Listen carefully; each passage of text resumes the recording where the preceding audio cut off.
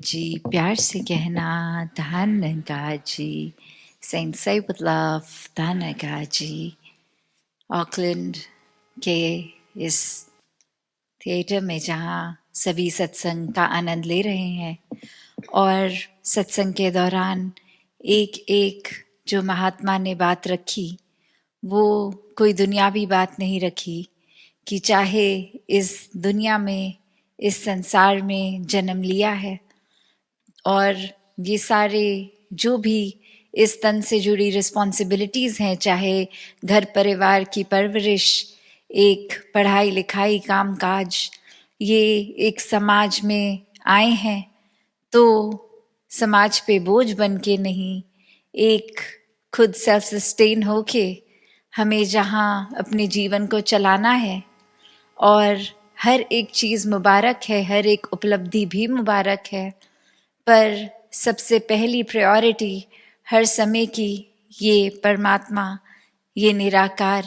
ये सच, इसको जो भी नाम दे, जहाँ पे भी विश्वास है, आस्था है, उस नाम से बुला के एक मन में इसी को हर समय बसाना है। और मन में हर समय का इसका वास कैसे हो, क्योंकि मन तो बहुत ही चंचल है। ये मन तो हर समय एक जैसा नहीं रह पाता। अभी मन में कोई ख्याल आ रहा है, अभी कोई, कभी ये एक शांत शीतल हो गया, कभी एक बहुत ही और चीज़ों में उलझ के एक अपनी शीतलता खोकर, सहजता खो के स्थिरता खो देता है। तो ऐसे मन जिसका कोई एक पर्टिकुलर कैरेक्टरिस्टिक नहीं है, वो काफ़ी सारी चीज़ें हैं, तो उसमें एक अपना मन का नाता ये इस परमानेंट निराकार से कैसे जोड़ना संभव है, क्योंकि ये थॉट्स भी अनेकों आएंगे, सिचुएशंस भी अनेकों आएंगी, कोई हमारे मुताबिक होंगी तो कोई एक जैसा हम नहीं चाहते, जो हम ड्रेड कर रहे हैं ऐसी सिचुएशन भी आएगी। तो हर समय फिर भी इस परमात्मा का शुक्राना कैसे बना रहे, ये मन की अवस्था हर समय एक स्थिर मन सहज जीवन कैसे जिया जाए। तो बात वही कि ये परमात्मा को पहले जानना होगा, देखना होगा, और जब ये जीवन में ब्रह्म ज्ञान द्वारा ये निराकार हर समय के लिए मौजूद हो जाता है, तो फिर इस जीवन में क्या चल रहा है उससे एक उठकर जीवन चलता है। जैसे एक वो जो शब्द है आनंद, ब्लिस, ये एक अवस्था जो दुख और सुख से ऊपर की है। चाहे जीवन में दुख है या सुख, वो मन का आनंद, वो एक दूर नहीं हो सकता, वो हमसे कोई छीन नहीं सकता। जब ये परमात्मा को मन में बसा लिया तो फिर संसार में क्या चल रहा है क्या नहीं, ये एक मायने रखता ही नहीं है, क्योंकि एक एलिवेटेड स्टेज हम अपनी बना चुके हैं जहाँ फिर ये चीज़ें कैसी हैं कैसी नहीं उससे फ़र्क नहीं पड़ता, क्योंकि एक अच्छी सिचुएशन हो या बुरी, उसमें भी इस परमात्मा का ही, इस निराकार का ही वो प्रसाद लगता है कि अगर हमें इस समय कोई दुख भी मिल रहा है तो हमारे लिए इसी दुख को महसूस करने में बेहतरी है, क्योंकि हमारा एक विजन तो बहुत ही नैरो है। एक हमारी सोच, एक बुद्धि, ये दिमाग एक टोटलिटी में नहीं सोच पाता। अक्सर हम अपने ही आप को प्रायोरिटी मन में बना के वो थॉट प्रोसेस, वो एक दायरा अपना इतना नैरो कर लेते हैं कि सब कुछ फिर हम अपने हिसाब से चाहते हैं, और अगर उस हिसाब से होता है तो ही दिल खुश होता है, तो ही मन ये बात मानता है कि ये परमात्मा है और ये हमारे लिए एक अच्छाई कर रहा है, क्योंकि अपने मन मुताबिक चीज़ हो गई। पर ये इतना वास्ट परमात्मा आगे पीछे सबकी जानता हुआ जीवन में फिर कुछ ऐसा अगर करता है जो हमारे मुताबिक नहीं है, तो उस समय तो हम इस परमात्मा को भी कोसने से नहीं चूकते हैं कि ये सब की तो सुन रहे हो, हमारे ही जीवन में दुनिया भर की प्रॉब्लम्स क्यों डाल दी। तो बात वही, ये नज़रिया कि हम किस चीज़ को कृपा देख रहे हैं और किस चीज़ को नहीं। चाहे हर पल में ये परमात्मा तो हमारे लिए ही सोचता रहा है, सोचता रहेगा, सोच रहा है। तो बात यही कि अक्सर हम अगर उस तरह भी देखें कि आज अगर एक चीज़ की इच्छा है कि ये ऐसा हो जाए और ऐसा हो भी जाता है, तो भी अक्सर कुछ टाइम बाद वो ठीक नहीं। आज अगर अनएम्प्लॉयड हैं तो मन में आता है नौकरी लगे, चाहे कहीं भी लग जाए। और अब जब नौकरी लग गई तो वो कंप्लेंट्स कि बॉस नहीं ठीक, एक एनवायरनमेंट नहीं ठीक, अब तो बस मन है कि जल्दी से जल्दी क्विट करें और कोई दूसरी नौकरी देखें। तो ये इच्छाओं ने तो ख़त्म नहीं होना, हर चीज़ हर समय हमारे मुताबिक भी नहीं होनी। तो भी एक मन में ये परमात्मा का अगर वास है तो हर सिचुएशन बहुत स्मूथ हो जाती है, ट्रांजिशन स्मूथ हो जाती हैं।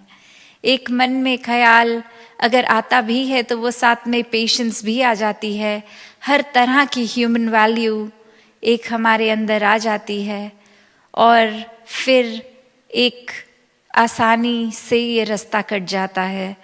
फिर वो चाहे प्रॉब्लम्स वहीं की वहीं हों, एक हमारे रिएक्शंस, एक स्टेट ऑफ माइंड, उसमें बदलाव आता है। क्योंकि जैसी दृष्टि वैसी सृष्टि। एक कहानी भी है that once there was a man who wanted to change his city, and just before doing that he just went for a prelim round to just check out what this new city is like, what it feels like. And then as he goes, he spots a man who seems very wise and seems like he's been living in this new city for a very long time. And as the man approaches him and asks, "What's your city like? I want to change my house and I'm thinking to even change my city. Should I start living here?" And then the resident of that city asks that, "What was your previous city like?" And the man's like, it's very negative in a way where it's very stressful and the people aren't nice, and he just starts going on with a lot of negatives about the city and the people. And the man replies, "So even if you change your city, this place is not at all different. You're going to find exactly the same kind of people, the same kind of environment." And as they're talking, another person approaches and he coincidentally says the same thing, that "I want to now start living in this city. Please tell me what your city is like." And the same question is asked by that man, that "What was your previous city like?" And the man says on that people there are so nice, so kind, and everything's so perfect. And I just want to explore now that if my city is like that, how are the other cities like? And now the answer to the same question is totally different, saying that you're going to find the same environment, the same kind of people here as well. It's all about how you think, how you perceive. It's all about how you are deep within. Because everything around can be just exactly how we think it is like. तो मन में अगर कोई भाव है कि किसी को हम किस नज़रिए से देख रहे हैं, वैसा ही सब कुछ नज़र आएगा। एक अगर हमें किसी में अच्छाई दिख रही है तो हमारा मन उस अच्छाई को खोज रहा है। एक अच्छाई देखकर, जैसे कहा भी जाता है, "Every cloud has a silver lining", कि अगर एक परिस्थिति इतनी भी खराब है, सिचुएशन खराब है, कोई इंसान का नेचर अच्छा नहीं लग रहा, तो भी दुनिया में ऐसा कोई इंसान नहीं जिसमें एटलीस्ट एक गुण तो ना हो। हर किसी में अच्छाई है। तो वो उस सिचुएशन से, उस परिस्थिति से वो अच्छाइयाँ छांटने का नज़रिया है हमारा, या वो अच्छाइयों की ओर नज़र ना करते हुए सभी जगहों से कमियाँ निकाल लेंगे, तो हम खुद भी स्ट्रेस में रहेंगे और फिर घर परिवार समाज वहाँ भी एक खुशहाली तो बांट नहीं पाएंगे। एक जैसे हैं वही पास ऑन करेंगे। अक्सर जैसे अभी सुन भी रहे थे हम कि ये पास्ट और फ्यूचर के थॉट में इतना उलझ जाता है इंसान कि ये प्रेजेंट मोमेंट को, बीइंग इन द मोमेंट, वो हो नहीं पाता। या तो क्या था क्या नहीं, कैसा था कैसा नहीं, या फिर क्या होगा कैसा होगा, अगर ऐसा होगा तो कितना अच्छा होगा, पर अभी ये सच्चाई, ये समय क्या है, उस पे ध्यान नहीं।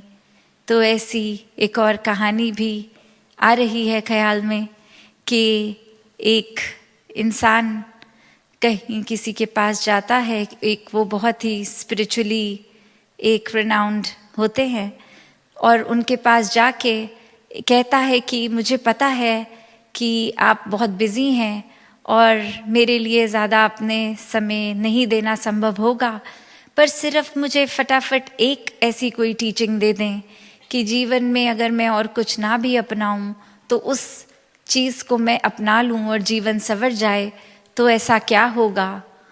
तो आगे से वो इंसान जवाब देते हैं कि कोई भी चीज़ को पकड़ के मत रखो, जस्ट वॉक अवे। तो एक सवाल अब मन में उस इंसान को आता है कि क्या ये वॉक अवे का मतलब कि मैं इनका टाइम वेस्ट कर रहा हूँ, क्या ये चाह रहे हैं कि मैं दूर चला जाऊँ, या क्या। और अभी इतनी देर उसी सोच में बैठे बैठे फिर हिम्मत करके 5 मिनट बाद फिर से उनके पास जाके कहते हैं कि आपने कहा वॉक अवे, तो क्या इसका मतलब मैं जाऊं या आप कुछ और समझा रहे थे। और अब जवाब आता है you couldn't even walk away from this, कि आप इतना एक बातों को पकड़ लेते हैं अगर, तो कितनी देर वो सोच चलती है। अक्सर एक कोई चीज़ लगती है कि ये किसी ने मुझे कड़वी बात बोल दी, किसी ने गाली गलौज कर दिया, किसी ने हमारी शान के खिलाफ कुछ कह दिया, और अब दिमाग में उस इंसान के आगे ही कांटा मार दिया, ना इससे बात करेंगे, ना किसी घर परिवार के इंसान को इनके आसपास जाने देंगे, ये इंसान ने हमें ऐसा बोला कैसे। मन में बात फिर वही कि वो एक शब्द किसी के मुंह से निकला नहीं कि हमने वो पूरे इंसान को ही गलत ठहरा दिया।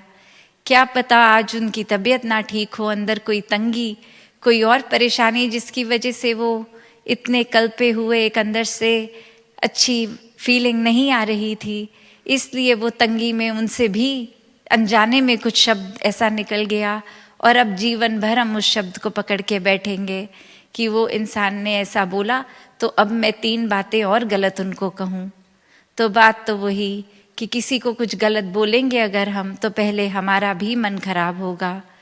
कोई अगर कोयला जल रहा है और हमें है किसी पे मारें ताकि वो इंसान जल जाए, तो जैसे ही हम वो कोयला अपने हाथ में पहले पकड़ेंगे, वो इंसान तो बाद में जलेगा, पता नहीं हमारा एम ठीक लगेगा भी कि नहीं, पर डेफिनेटली हमारा अपना हाथ तो जलेगा ही।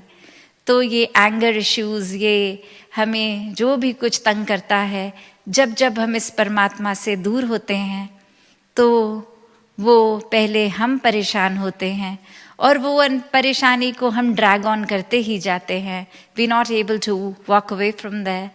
तो बात वही कि जीवन में हर एक पल में अगर जिया जाए तो किसी की बात का असर इतना नहीं होता कि हम अपना कंट्रोल दूसरे के हाथ में देते हैं, क्योंकि जीवन में अगर कंट्रोल देना ही है तो इस परमात्मा को दिया जाए, फिर ये जैसा चलाए बस ये सरेंडर करके। जैसे a lot of times we see that if there's a river and there's a leaf that's just dropped down to it, we see that it's just flowing so smoothly, वो जिस बहाव में वाटर करंट है, it's just going with the flow। उसी तरह अगर हम भी अपना अहंकार खो के, ये समर्पित हो के, सरेंडर करके अनकंडीशनल डिवोशन की और अनकंडीशनल सेल्फलेस सर्विस करते हुए हर एक की सेवा करते रहें, तो फिर वाकई ही ये जीवन बहुत ही एक सुखदाई, स्मूथ, एफर्टलेस हो जाएगा। हर पल में सिर्फ ये परमात्मा दिखेगा और अच्छाइयाँ दिखेंगी। तो ये हमारे अंदर है, हमने किस चीज़ को पकड़ना है और कितनी देर पकड़ना है। ऐसा अगर चीज़ों का ही भार लेते रहेंगे तो फिर तो एक डिस्कम्फर्ट महसूस होगा, पर हर समय अगर हम एक अच्छाइयों को अपनाएंगे तो खुद भी ये मन सुकून में रहेगा, ये पीस विद इन का भाव, ये वननेस का भाव, एकत्व का भाव, इस परमात्मा से एक होकर पूरे संसार के साथ फिर एक हो जाएंगे और वो एफर्टलेस जर्नी हो जाएगी। तो ये चेतनता, ये चुनाव भी हमारा ही है कि जिया तो किसी तरह भी जा सकता है, पर हमने कैसे जीना है। ये डिटैच्ड अटैचमेंट की भी बात की, ये माया का रूप संसार, इसमें हर एक जिम्मेवारी निभानी तो है, पर उसमें इतना इनग्रॉस्ड, इतना खचित नहीं हो जाना कि अपनी सेहत भी गवा दें, अपना पीस ऑफ माइंड भी गवा दें। बात वही कि हर चीज़ की शुरुआत और अंत, और हर चीज़ में जब ये निराकार है तो ही जीवन सफल है। संतों ने भी हमेशा ऐसा ही जीवन जीना सिखाया कि एक गृहस्थ में रह के अपने सब काम वैसे ही करते हुए जैसे करने चाहिए, बस मन में इस परमात्मा को बसाना है, हथ कार्च तो दिल यार्च। तो बात वही कि ये परमात्मा प्रायोरिटी बना रहे तो ही जीवन एक मुक्ति का हकदार बनता है, वरना तो फिर एक जीते जी भी हम बेचैनी लेंगे और ये मौत के बाद भी वो क्लैरिटी इस आत्मा को नहीं कि ये परमात्मा जो आखिरी ये एक final aim of human life है कि ये सैल्वेशन अटेन करनी, मुक्ति मिलनी। तो जो जिया ही बेचैनी में, वो मृत्यु के बाद कैसे चैन प्राप्त करेगा। तो बात वही, हर कोई अपने जीवन में जब तक इस निराकार को बसाए तो वाकई ही जीवन एक मुबारक जीवन हो जाता है। दासी और शब्दों का सहारा ना लेके इन्हीं शब्दों से आपसे आज्ञा लेगी। साथ संगत जी।